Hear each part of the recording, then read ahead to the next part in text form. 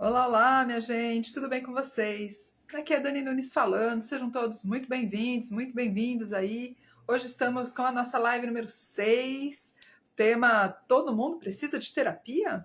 Essas e algumas outras dúvidas sobre esse período inicial de terapia, a gente vai falar aqui hoje, para começar essa reflexão, para que você possa, de repente, até conversar com alguém que está passando por uma situação, né, com essas perguntas também. Então, e para a gente desmistificar algumas coisas também, né, minha gente? Essa área aqui de saúde mental, ela parece, assim, um mar de rosas e algo que todo mundo concorda e que é igual para todas as pessoas, mas isso não é bem verdade. E a gente vai conversar aqui hoje porque depende bastante de abordagem para abordagem, de profissional para profissional. E eu estou sempre falando aqui pela perspectiva da psicanálise, então a gente vai falar disso e de mais algumas outras dúvidas que eu recebo aqui todos os dias e que eu vou compilando e trazendo para vocês aqui nas lives, tá?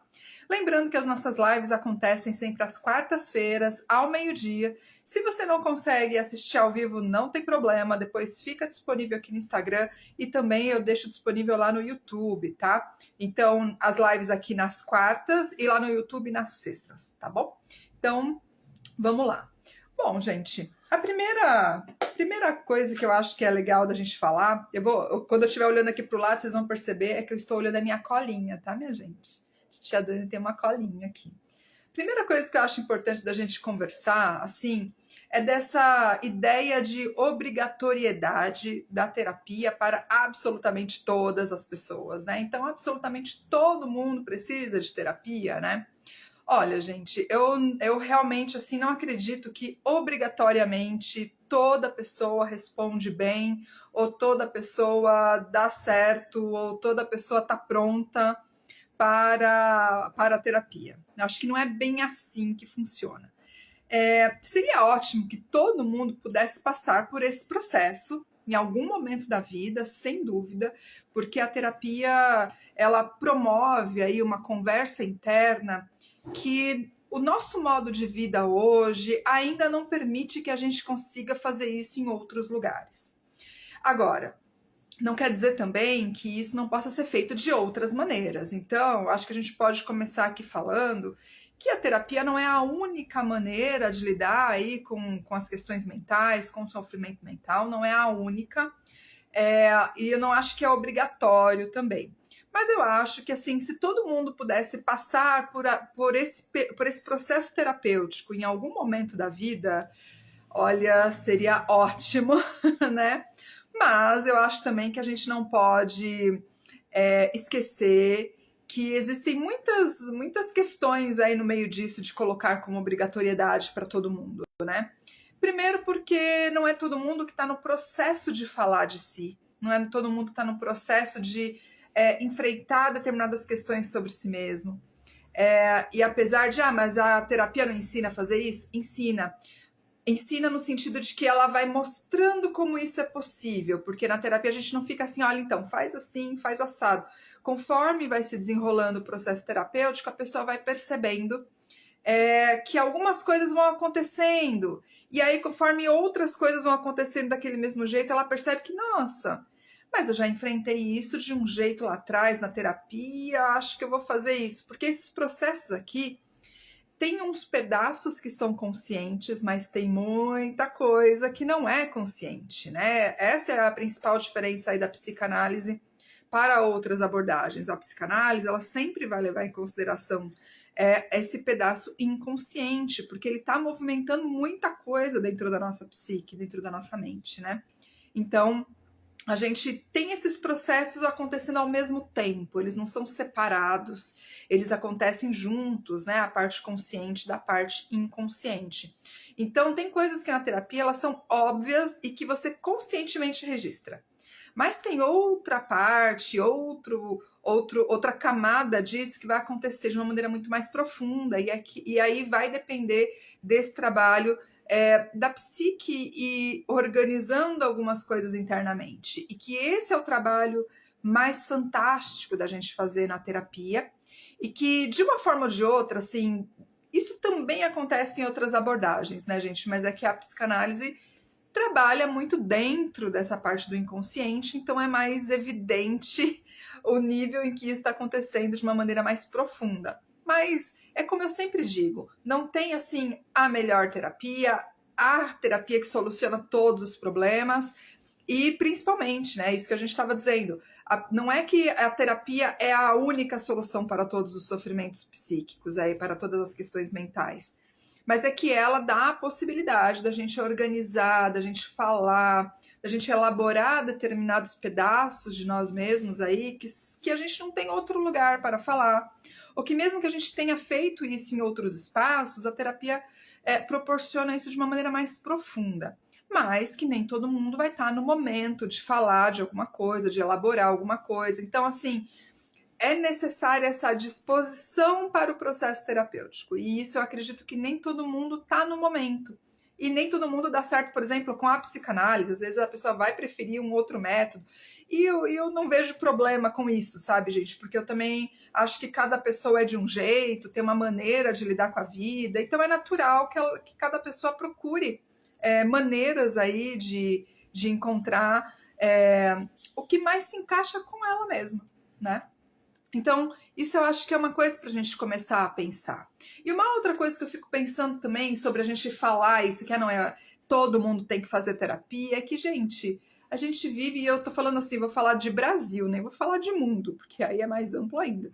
A gente mora num país aqui, que é o Brasil, que é permeado de um monte de desigualdades, de um monte de questões sociais. A gente ainda tem a possibilidade de ter o SUS aqui, né, que é um serviço de saúde gratuito, e que, bem ou mal, ele tem um pouquinho aí dessa gratuidade da saúde mental também, né, de tratamentos para saúde mental, ainda que seja limitado, ainda que seja uma coisa muito recente, mas tem bons polos aí no país de trabalho oferecido para a população em várias camadas também, mas a gente sabe que está longe de ser o ideal.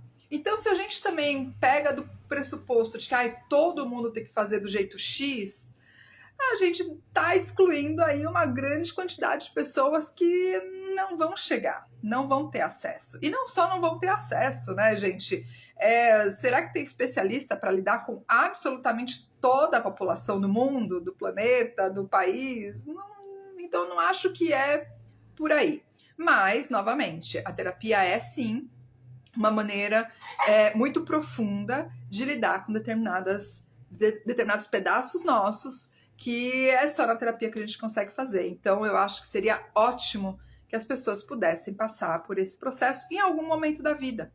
E aí, esse em algum momento da vida já traz algumas outras perguntinhas que eu quero falar aqui com vocês também, porque eu ouço bastante e eu percebo que acaba limitando um pouco o pensamento das pessoas a respeito, porque muita gente acha que a terapia, então tem que ser para sempre, então eu tenho que estar num tipo de crise, então eu tenho que estar maluca, que as pessoas com muita frequência chegam aqui nas primeiras sessões do tipo, olha, eu passo por isso, mas eu não sou louca.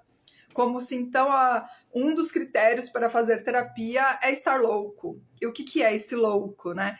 Então, eu acho que isso são coisas interessantes para a gente conversar aqui, porque não é algo assim óbvio, eu percebo, para a população de uma maneira geral, ainda que na internet a gente ouça, né, as pessoas falarem um pouco disso, mas eu percebo que não está presente na vida das pessoas essas informações assim de maneira tão clara quanto a gente espera. Então, acho que é uma boa oportunidade da gente conversar.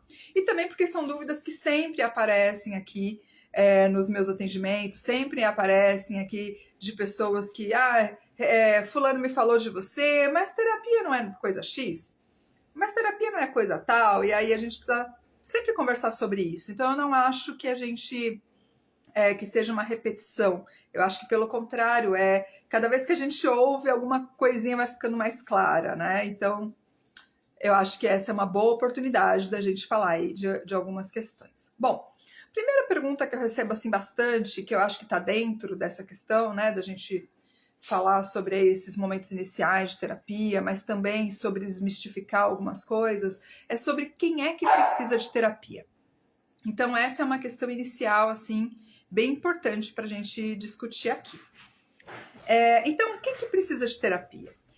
Isso é uma coisa assim que, de maneira geral, a gente deixa para fazer a terapia quando algo já está muito sério, quando algo já está agravado, quando já tem algo incomodando a gente há muito, muito tempo, quando tem crises acontecendo de ansiedade, de pânico, de medos, depressão, enfim, vários comportamentos que, assim, ok, sim, é um momento e não tem problema, porque eu também acho que, como eu falei antes, cada pessoa vai ter o seu momento de disponibilidade de falar disso, porque às vezes a gente tá percebendo que algo não tá bem, mas não tá disponível ainda para acessar aquilo. Então, sim, a maior parte das pessoas procura a terapia quando já tem uma crise instaurada, quando já tem uma coisa mais crônica, quase, eu diria. Então, esse é um ponto. Mas não é só para essas pessoas que a terapia se enquadra. E por isso que eu disse aqui, né, dessa questão de muita gente vem para as primeiras sessões dizendo, olha, eu passo por isso, mas eu não sou louca, porque tem essa ideia de que também quem está procurando terapia tem uma certa insanidade, ou está num momento de insanidade. E isso, de fato, não é verdade, minha gente. Até porque esse é um conceito, assim, muito difícil da gente estabelecer, né? Sobre loucura, quem é louco, quem não é, né? Já diria o Machado de Assis lá naquele conto O Alienista. Quem que é o louco aqui nessa instituição, né? Era o alienista ou eram as pessoas que ele estava tratando? Então, fiquemos atentos, né? A esses clichês, assim, a essas ideias pré-concebidas, porque não é bem assim. Então, para quem que é, né? Quem que precisa de terapia? Olha, eu diria que para terapia, toda pessoa que estiver passando por algum desconforto emocional ou mental, todo mundo que estiver passando por alguma necessidade de falar sobre um pedaço da própria vida ou de si mesmo, alguma coisa que tá dentro do mental e do psíquico aí que, nossa, eu não aguento mais, isso não sai da minha cabeça, esse pensamento tal. Pode estar conectado também com o estresse, pode estar conectado com o dia a dia da própria vida e não sei como lido com isso. Também, a gente também pode lidar com isso na terapia. Além disso, né, eu acho que o nosso momento presente tem umas outras indicações de terapia que eu costumo falar para as pessoas quando eu tenho a possibilidade. Por exemplo, adolescentes, eu acho que o momento em que a gente vive hoje seria bom a família ficar atenta se aquele adolescente não precisa de um espaço para conversar. Porque ao longo aí da história, né, gente, a adolescência sempre foi vista como um momento assim muito problemático, ainda é. Eu ainda recebo pais que falam: meu filho entrou na adolescência, quero guardar na gavetinha e tirar só quando passar a adolescência. Demonstrando como é um momento difícil, mas também como, não quero passar por essa fase. E aí aquele adolescente que está precisando lidar com o mundo inteiro acontecendo, também tem que lidar com uma família que quer guardar ele, distanciar ele de conflitos que estão dentro dele só por ele estar naquela idade, né? E todo o resto que ele é. Então eu acho que se a gente tem a possibilidade de oferecer para o adolescente um espaço terapêutico de escuta, eu acho que ajuda bastante a passar por esse momento, especificamente para o momento em que a gente vive, tá, gente? Porque é um momento desafiador.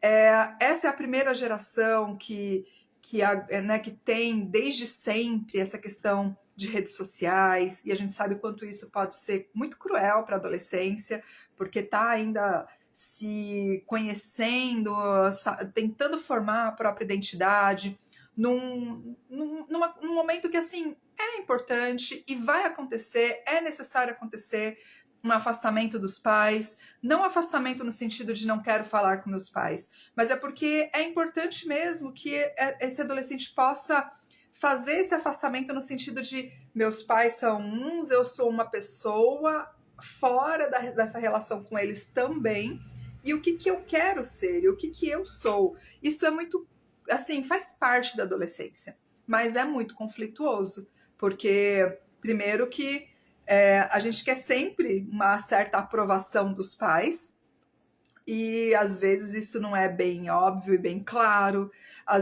enfim, e todos os conflitos da própria idade, então as relações com amigos, as relações com o mundo, porque mídias sociais, porque algumas cobranças sobre corpo, virilidade ou feminilidade, todas essas questões, gente, olha o tamanho da questão, né?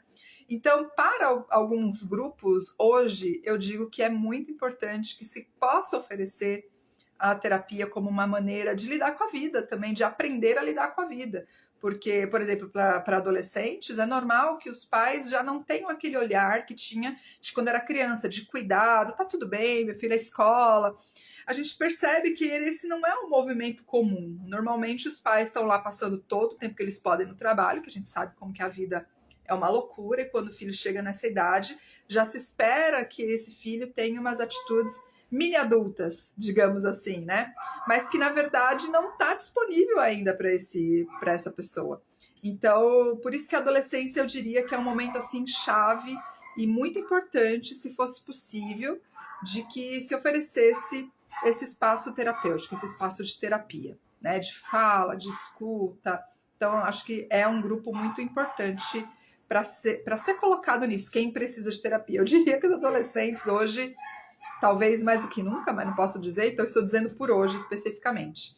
Tem um outro grupo de pessoas também que eu acho que para este momento em que vivemos é muito importante ser ouvida, né? Dentro de vários grupos, tá, gente? É que se a gente fica colocando aqui vários grupos, é tipo, entra naquilo de todo mundo precisa, sei lá, todo mundo na nossa vida hoje, no nosso mundo moderno, meio que precisa, mas não pode ser obrigatório, né? Tem vários jeitos de lidar com o sofrimento. Mas um outro grupo que eu diria para ficar atento, né, e que talvez não seja muito óbvio, é o grupo de pessoas que moram sozinhas.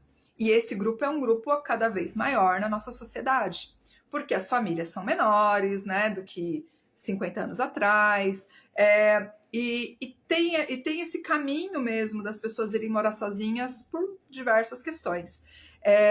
Ainda que, assim, aqui no Brasil isso não seja o de sempre, mas está cada vez maior também a população que se sente solitária, né? Mesmo às vezes morando com outras pessoas, mas é que as pessoas que moram sozinhas especificamente, elas nem sempre vão encontrar dentro do cotidiano delas, e isso não é uma preocupação só do que eu estou dizendo, sabe, gente?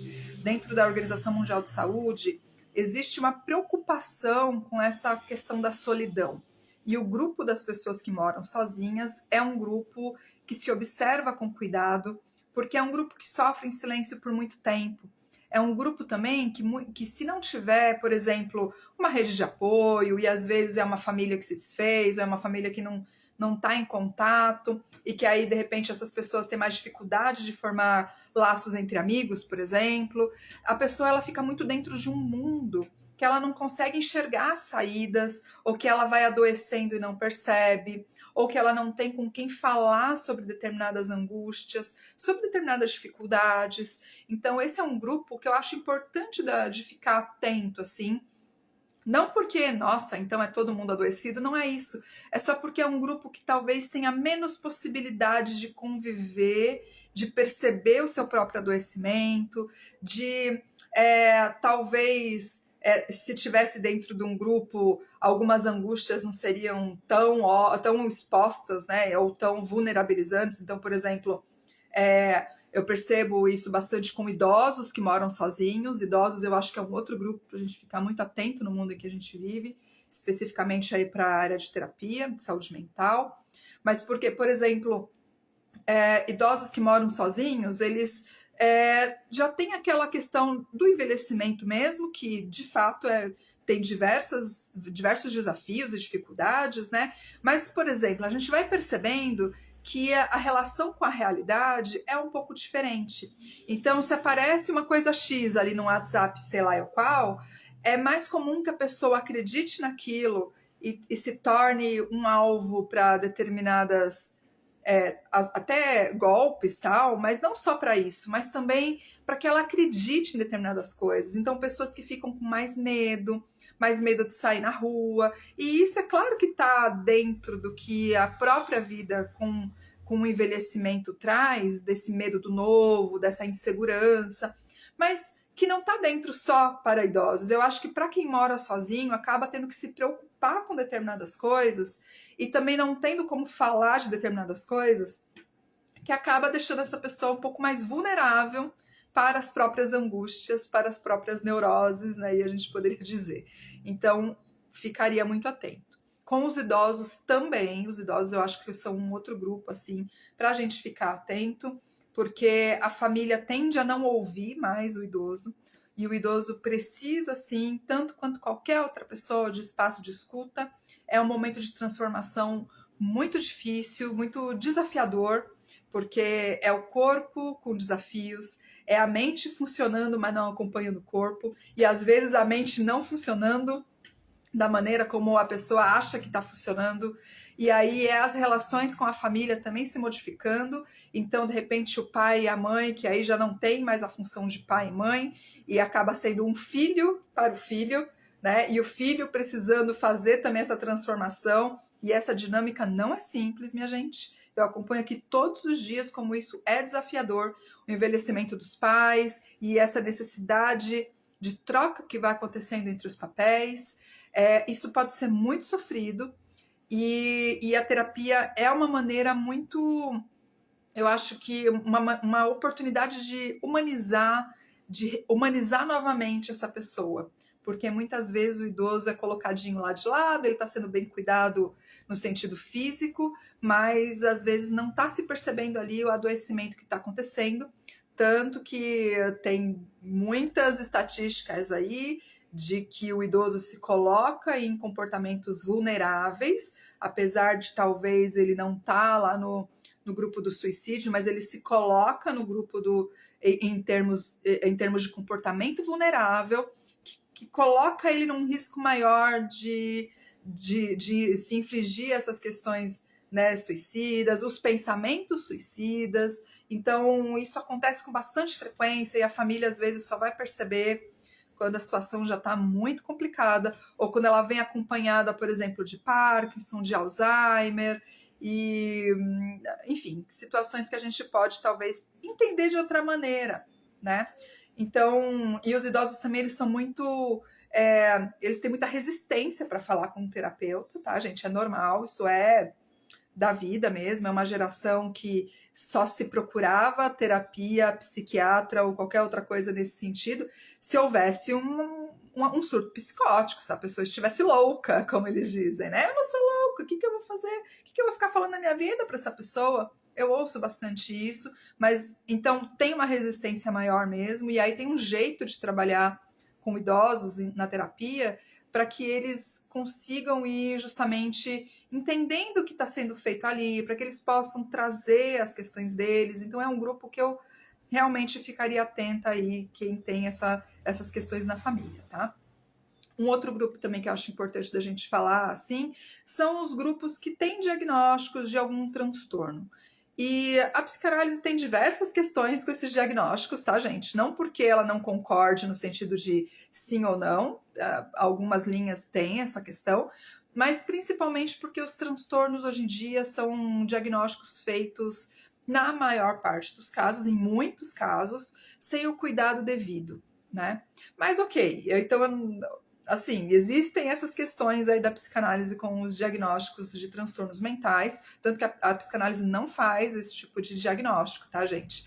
Quem vai fazer é lá a psiquiatria, de maneira geral. Alguns vêm da psicologia também, mas a maior parte com a psiquiatria, tá? Diagnóstico desse tipo de transtorno. Mas as pessoas que têm um diagnóstico, eu diria para também não ignorar. Então, tem o transtorno, vamos cuidar dele, com medicação e terapia. Porque a terapia, ela vai ajudar as pessoas a lidar com questões do transtorno. Então, quem tem transtorno de ansiedade tem um jeito de lidar ali com a própria vida, com os pensamentos, com o sofrimento dela, que é muito peculiar, muito própria daquele jeitinho ali. Então, a terapia ajuda a pessoa a entender que ela está fazendo aquele comportamento, ela ajuda a entender de onde é que vem aquilo. Então, a terapia ajuda em relação aos transtornos a fazer a pessoa viver melhor. Alguns sintomas são de fato muito reduzidos, e por isso que eu digo, não pare a medicação, é medicação mais terapia para quem tem transtornos, tá, gente? Porque eu, por exemplo, enquanto terapeuta, não posso avaliar a parte medicamentosa, eu posso avaliar a parte psíquica, e se eu vejo, de repente, alguma disfunção em relação aos medicamentos, alguma coisa que não está funcionando muito bem, aí, olha, conversa com seu psiquiatra. Mas da parte aqui da terapia, por exemplo, quem tem alguns transtornos que eu acho que tem, assim, grandes melhoras com a terapia, né? Eu diria que todos eles, mas principalmente depressão, os transtornos de ansiedade, os transtornos, transtorno bipolar, transtorno borderline, tudo isso ajuda, as pessoas ficam muito mais capazes de lidar com elas mesmas e com a própria vida quando está associado a medicação com a terapia nesses casos. Além, né, gente, de diversas outras possibilidades, como o autismo, também como o transtorno de estresse pós-traumático, enfim, todos os transtornos podem ter medicação e terapia alinhados, não só dentro da psicanálise, mas com a psicanálise também, tá? Então eu acho que esses grupos são os grupos que, assim, que eu diria, seria bom estar numa terapia. Mas é claro que, novamente, como eu disse, não tem a obrigatoriedade, porque também depende dessa disposição, né, gente? Então, uma outra coisa, além disso, e aí talvez entre mais na pergunta seguinte, que é quando procurar terapia, né? Então, primeiro lugar, que nem a gente já falou, quando tem um transtorno diagnosticado, eu acho que quem recebe um diagnóstico seria legal estar com o tratamento psiquiátrico mais terapia. E aí procura a abordagem que achar melhor, tá? Aqui na psicanálise, eu acho que é muito interessante, porque ajuda a pessoa a perceber que o transtorno não é o principal da vida dela. Ela, enquanto pessoa, enquanto sujeito, é que é o principal. Então, ela vai podendo lidar com o transtorno de uma maneira que ele tome um pedaço da vida dela, não a vida dela inteira, não a identificação toda da própria vida. Né? E como ela vai lidando melhor a cada descoberta que ela faz sobre si mesma nas sessões. Então, eu acho que isso é um ganho gigante, tá? Mas também não precisamos, novamente, esperar que chegue numa crise. Então, isso é importante, que não é só, então se eu não tenho nenhum diagnóstico ali, eu não posso? Não, não é isso. É que quem tem o diagnóstico, eu diria que já é condição para ficar, entendeu? Para ir atrás de terapia. Vai no seu psiquiatra, recebeu o diagnóstico, já vai procurar terapia junto, né? Isso é junto, não dá para separar, tá? Esses profissionais vão trabalhar em conjunto para melhora, lógico, né? Mas eu acho que, então, quando receber um diagnóstico, procure. Momentos de crise, procure, na medida que você já estiver disponível para falar e tudo mais, procure terapia. Agora, nossa, tem alguma coisa acontecendo que eu não sei bem nomear, eu precisava falar com alguém sobre isso. Terapia. Desconfortos, uma coisa que você está percebendo, nossa, estou percebendo que eu estou com um comportamento compulsivo, impulsivo, estou percebendo que tem um pensamento que não sai de mim, eu não estou conseguindo lidar, estou percebendo que eu estou com um certo desconforto, não sei se eu estou bem nesse lugar que eu estou, do trabalho, das minhas relações, das minhas amizades, na minha vida financeira. Terapia para tudo isso, minha gente. Então, vocês percebem? Não precisa esperar chegar numa crise para que seja procurada terapia. E uma outra coisa também que eu acho bem importante da gente falar é que às vezes a gente tem coisas assim, nossa, eu queria investigar melhor essa minha área dos meus relacionamentos. Isso também é uma demanda que eu recebo bastante de homens e mulheres, tá? De ambos. Porque, nossa, eu sempre tô em relacionamentos do tipo tal. O que me leva para esses relacionamentos? Isso é algo que a terapia pode ajudar muito, porque aí a gente começa uma investigação de olhar todos os relacionamentos, o que te chamou para um, o que te chamou para outro, mas me fala um pouco da sua infância, o que foi te levando para esses lugares, e a gente vai podendo perceber né, inconscientemente, né, quais são os padrões inconscientes que estão levando a pessoa para isso, porque em relacionamentos tem bastante a ver com as relações aí da família no início da infância, e aí depois tem várias outras questões para a gente levar, sexualidade. Então, vocês percebem, se tem esse desejo de investigar um pedaço, olha, os meus trabalhos, gente, não paro em trabalho nenhum, o que acontece? Mais uma investigação que a gente pode ir fazendo. Então, vocês percebem que não precisa da crise, não precisa necessariamente estar associado a um transtorno, para que a gente possa procurar essa ajuda, né? Então, tudo isso aí são momentos para procurar terapia, dentre vários outros que eu não falei aqui. Mas eu quero deixar claro que, então, não precisa ser em momentos de crise, especificamente. Que eu sei, a maior parte desse entendimento aí das pessoas, tá? Bom, outra pergunta que eu recebo bastante. Terapia é para sempre? E esse acho que é um medo das pessoas, né? É uma dúvida, mas também é um medo. Porque a gente tem bastante gente que faz acompanhamento por muito tempo com a mesma pessoa, com o mesmo terapeuta. Mas isso não é bem assim, gente. Olha, eu não diria que é para sempre, tá? Eu acho que, em primeiro lugar, para sempre não precisa ser para sempre. Porque não é toda terapia que vai precisar de um tempo muito longo. Algumas pessoas vão precisar. Algumas pessoas precisam desse acompanhamento mais de perto por um tempo indeterminado. Mas não é para todo mundo. E isso também não é uma regra, que olha, então é X tempo pelo menos de terapia, não sei o que, não é bem assim que funciona, né? Então, para cada pessoa, isso vai ser muito diferente. Não tem como a gente saber exatamente, né? O que eu acho que a gente pode ter em mente? Primeiro, para sempre é muito tempo, né, minha gente? Então, não é para sempre, né? Alguns casos, casos que a gente diz mais crônicos, talvez, principalmente quando está associado a algum transtorno, talvez, assim, eu diria para ficar com um alarme ligado. Precisa estar em terapia, se possível, né? E é claro que às vezes chega no momento que a pessoa fala, tá, esse terapeuta aqui, acho que eu vou precisar trocar de terapeuta, de abordagem, acho que vou precisar de um tempo, de umas férias, essas coisas acontecem.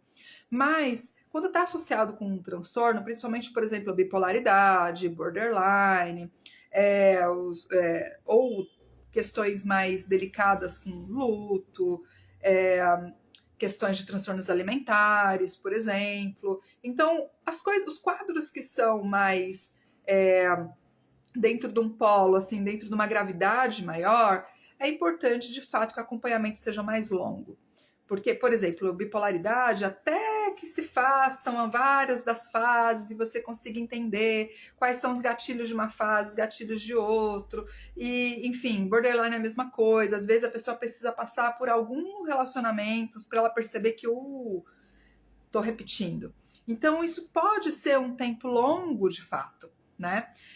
Mas não necessariamente, não é igual para todo mundo. Tá? Então pode acontecer mesmo, e assim, para várias pessoas é assim, da pessoa ter uma questão específica. Então, por exemplo, tenho alguns pensamentos difíceis que eu não estou conseguindo lidar, que eu não sei como é que surgem, e conforme a gente vai lidando, a pessoa vai entendendo melhor, ela vai se organizando, e às vezes dali 1 ano, 2, ela ok, entendeu como lidar com aquilo, consegue lidar bem, e às vezes caminha para que ela não precise da terapia por um tempo. Agora, o fato dela não precisar por um tempo não significa que ela não vá precisar novamente. E aí, cada pessoa vai determinar isso. Da mesma forma que, às vezes, a pessoa pode ter passado anos com o mesmo terapeuta e falar assim, nossa, que legal, foi ótimo o período, acho que agora eu preciso de umas férias, assim, até para lidar comigo mesmo, porque eu acho que precisa mesmo de um tempo para a pessoa se enxergar no mundo, ir para o mundo, viver, né? Eu falo que, às vezes eu falo assim para as pessoas, ir para o mundo viver, tomar umas porradas e voltar, entendeu? É necessário mesmo, porque é meio que um jeito da gente também colocar em prática o que aprendeu. E às vezes a gente quer fazer isso estando num processo terapêutico, às vezes não. Então, vocês percebem que não tem assim, olha, desse jeito, só desse jeito. Cada pessoa vai lidar, cada processo terapêutico vai ser de uma maneira. E alguns vão ser mais rápidos que outros, né? Agora, tem um tempo mínimo, Dani? Bom, sim, eu diria que tem um tempo mínimo, mas também não é igual. Sabe por quê? O tempo mínimo, assim, para a pessoa ficar bem, vai depender de quanta defesa ela tem sobre aquilo. Então, o que significa? Quando a pessoa vem para a terapia, tem algumas coisas que ela já quer falar. Tem algumas coisas que, de maneira geral, tá? Tem algumas coisas que já tá na cabeça dela que ela quer falar sobre aquilo. Só que conforme ela vai falando, o terapeuta tá ali percebendo que, ok, entendi esse pedaço, mas tem esse outro pedaço que a pessoa não percebeu ainda que tá atrás daquilo. Só que, às vezes, quando a gente vai tocar naquele pedaço ali que ela não percebeu, ela não quer falar daquilo. Ou ela briga, ou ela passa 2 sessões sem vir. Ou aí ela fala, não é isso não, é essa outra coisa aqui que eu tô falando. E essa outra coisa que ela tá falando, às vezes leva umas 4 sessões para ela se ligar de que, ok, aceito que não é essa coisa que eu tô falando, que é a coisa que você falou. Entende? E às vezes esse processo não é assim, faladinho. Às vezes é entre gestos, às vezes é entre irritações do paciente, porque o paciente fica bravo quando a gente fala algumas coisas, ou quando a gente mostra determinadas coisas, ou quando ele mesmo percebe que, caramba, eu tô de novo fazendo isso, eu tô de novo falando disso, eu não acredito que eu vim aqui falar de uma coisa, tô falando de novo lá do meu pai, do meu ex, da professora do jardim de infância, sei lá. Tem essas coisas, gente. Então, depende. Vocês percebem? Porque tem gente que a defesa ela não é tão elaborada. Tem gente que é. Tem gente que a defesa leva tempo para baixar e a gente poder, de fato, começar o trabalho. Porque o trabalho vai começar da terapia quando essa defesa der conta de ok, vou baixar aqui as minhas defesas e tô atenta ao que o terapeuta está me dizendo. Então, vai depender de pessoa para pessoa. No geral, de assim 3 a 6 meses, a pessoa baixa as defesas, porque ela consegue estabelecer um vínculo com o terapeuta, e aí ela confia, o inconsciente vai começando a trazer as coisas. Então, mas olha só, de 3 a 6 meses começa, vocês percebem? Porque é que nem eu falei em alguma das lives aqui, não lembro qual das lives, você não vai falar das suas coisas mais íntimas, profundas, seus medos, para alguém que você não confia, para alguém que você não conhece, para alguém que você não sabe ainda se o que está te dizendo, eu confio nisso aí, concordo com isso aí. A gente não faz esse processo. Então, a gente tem que primeiro estabelecer esse vínculo aí com o terapeuta. E isso vai depender de pessoa para pessoa, porque aqui no Brasil, às vezes, o vínculo se estabelece rápido, mas não é igual para todo mundo, né? Então, esse tempo mínimo aí de terapia, não dá para a gente estabelecer super. Então, eu diria assim, que de 3 a 6 meses, as coisas estão começando a vir à tona de fato. Tem algumas abordagens, gente, que chama terapia breve, que elas são limitadas e elas vão te dando alguns comandos, algumas maneiras de você lidar só com aquilo ali. Não vai olhar o entorno, não vai olhar por baixo, não vai procurar o que está por trás daquilo que você está dizendo de maneira geral, tá? Mas, de novo, é como eu disse lá no começo, eu acho que tem muitas abordagens, acho que tem muitas maneiras, né, de lidar dentro da psicoterapia com determinado trabalho, e aí cada pessoa vai dizer, né, se dá certo com aquilo ali ou não.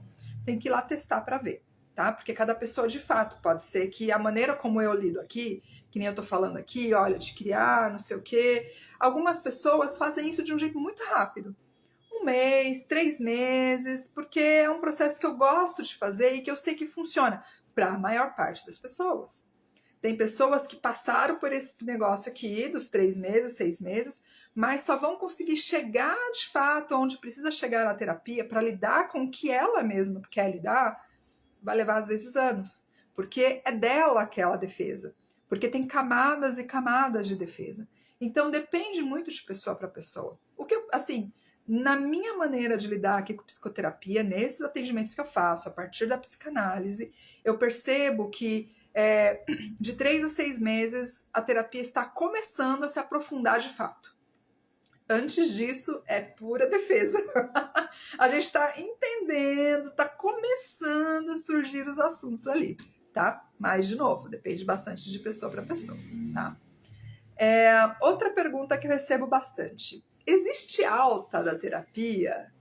Existe alta da terapia, minha gente. Então, é algo assim muito subjetivo, não tem um jeito único de fazer isso, tá? É importante que vocês saibam. Tem muitas maneiras e cada profissional vai entender o jeito de fazer isso com aquela pessoa que está sendo atendida, né?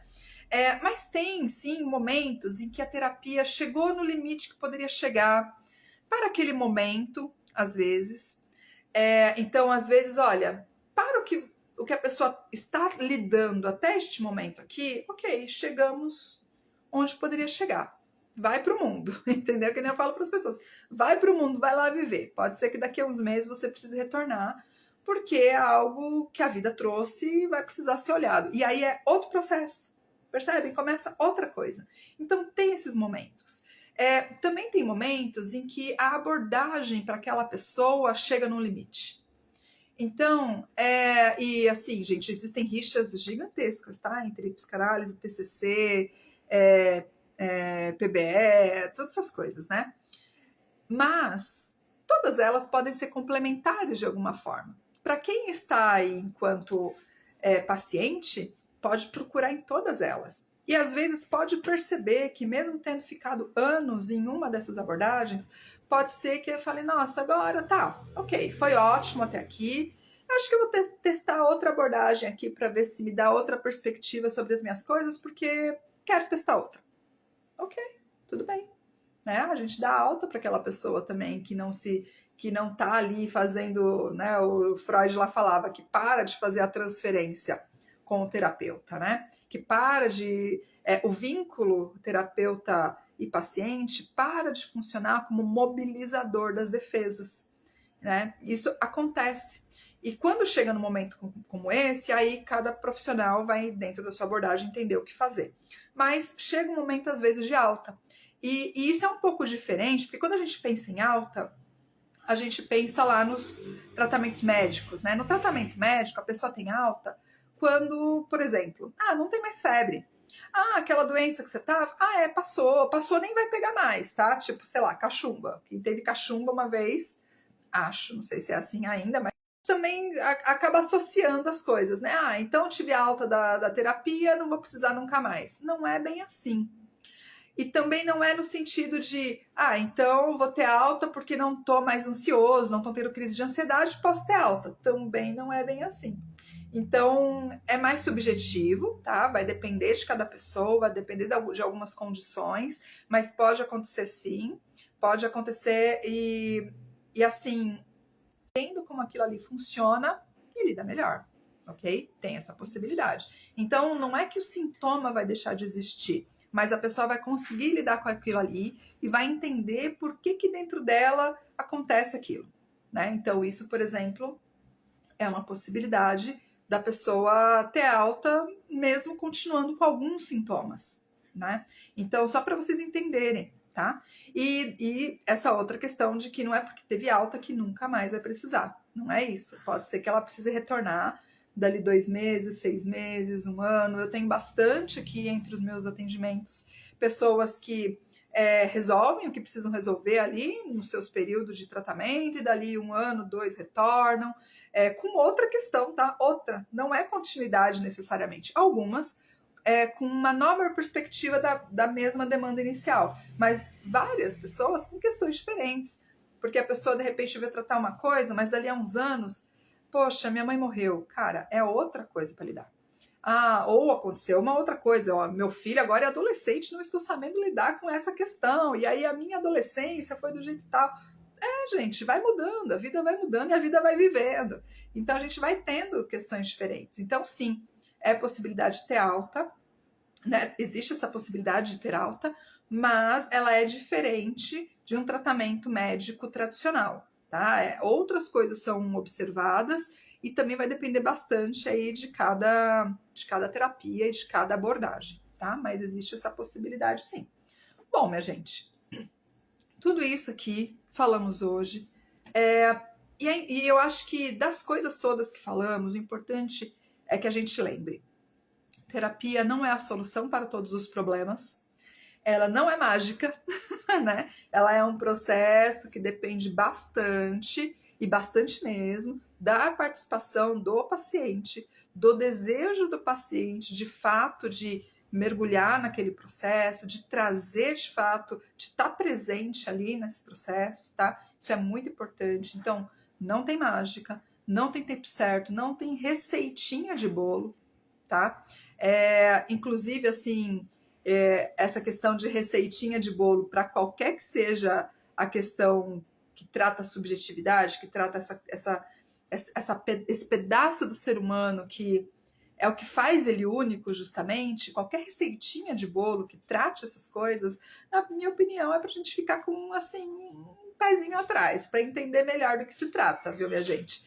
Porque a gente não consegue lidar igualzinho com todas as pessoas em quase nenhum aspecto, eu diria, né? Nem com filho, né? Nem com casamento, né? A gente tem relacionamentos longos, enquanto eu tô nos 20 eu sou de um jeito, nos 30 de outro, nos 40 de outro, na velhice de outro, entende? Então, assim, as coisas são diferentes, né? A gente mesmo não é igual ao longo da vida. Então, eu diria, fiquem atentos ainda a essas questões. E lembrem, né? Terapia requer aí a presença de fato do paciente no seu próprio processo, certo? Bom, minha gente, obrigada aí por todos vocês que assistiram, que trouxeram as suas dúvidas. Lembrando que na semana que vem, ao meio-dia, temos aí outra live. E que se você não consegue assistir aqui ao vivo, não tem problema, fica disponível no Instagram e no YouTube. Não esquece aí de dar o seu joinha, de compartilhar, de mandar de repente para quem você acha que pode ser beneficiado aí dessa nossa conversa, tá bom? Então, um beijo grande e até semana que vem. Tchau, tchau.